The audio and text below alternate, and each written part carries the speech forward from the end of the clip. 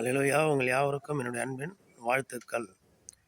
பரிசுத்த அலங்காரத்துடனே கர்த்தரை தொழுது கொள்ளுங்கள் என்று வசனம் சொல்லுகிறது. நம்ம வெளியில் நிறைய இடங்களுக்கு டூர் போகிறோம். தாஜ்மஹால் உலகத்தின் அதிசயங்களில் அது ஒன்று. தாஜ்மஹால் போய் எல்லோரும் பார்க்குறாங்க. எவ்வளோ பளபளப்பாக அழகான கற்கள் பதிக்கப்பட்டு இன்றும் அது அந்த இடத்துக்கு போனால் வருவதற்கு நமக்கு மனசு வராது. அங்கேயே இருக்கணும் போல் ஒரு ஆசை இருக்கும். சுற்றிலும் அழகான இடம், நதி, அதன் கரையில் அமைந்திருக்கிற தாஜ்மஹால் எவ்வளோ அழகாக இருக்குது பாருங்கள். அதே போல் அது ஒரு பரிசுத்தம், ஒரு பார்க்குறதுக்கு அழகாக இருக்குது, சுத்தமாக இருக்குது. அது ஒரு கற்களை கொண்டு, அழகான கற்களை கொண்டு கட்டப்பட்டு இருக்கிறது. அதே போல் உலகத்தில் அநேக அதிசயங்கள் இருக்குது. பெரிய மலை பிரதேசங்கள், பசுமையான புல்வெளிகள், இன்னும் அழகான இடங்கள் எவ்வளோ இருக்குது. அந்த இடங்களுக்கு நம்ம போனோம்னா வருவதற்கு மனசே வராது.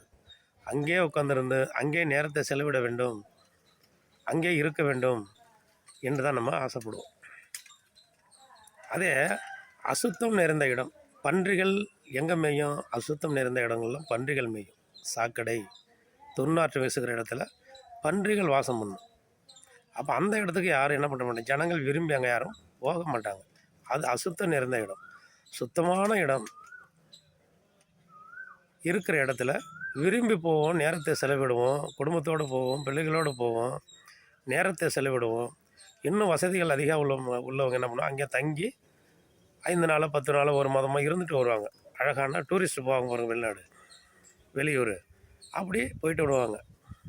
அசுத்தமாக இருக்கிற இடத்துக்கு அந்த மாதிரி போவாங்களா? போக மாட்டாங்க. ஆண்டவரும் அப்படி தான். நம்ம ஆண்டவராக இயேசு கிறிஸ்து, பிதா, குமாரன், பரிசுத்த ஆவியானவர் பரிசுத்த அலங்காரத்துடன் அவரை தொழுது கொள்ள வேண்டும் என்று சொல்லுகிறார்.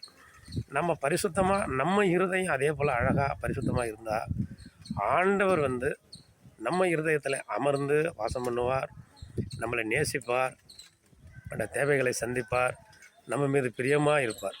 எப்படி நம்ம ஒரு இடத்தை விரும்பி அழகாக இருக்குன்னு அங்கே உட்காந்துருக்குறோமோ, அந்த இடத்தை விரும்பி நம்ம அங்கே இருக்கிறோமோ, அதே போல் நம்ம இருதயமும், நம்ம சரீரமும், நம்ம சிந்தையும், நம்முடைய யோசனைகளும், நினைவுகளும், தோற்றங்களும், நம்முடைய பேச்சுகளும் எப்படி இருக்கிறதோ பரிசுத்தமாக இருந்தால் அந்த இடத்துல, அந்த இருதயத்தில், அந்த சரீரத்தில் நம்ம ஆண்டவராகிய இயேசு கிறிஸ்து, பிதா, குமாரன், பரிசுத்த ஆவியானவர் வாசம் செய்வார்.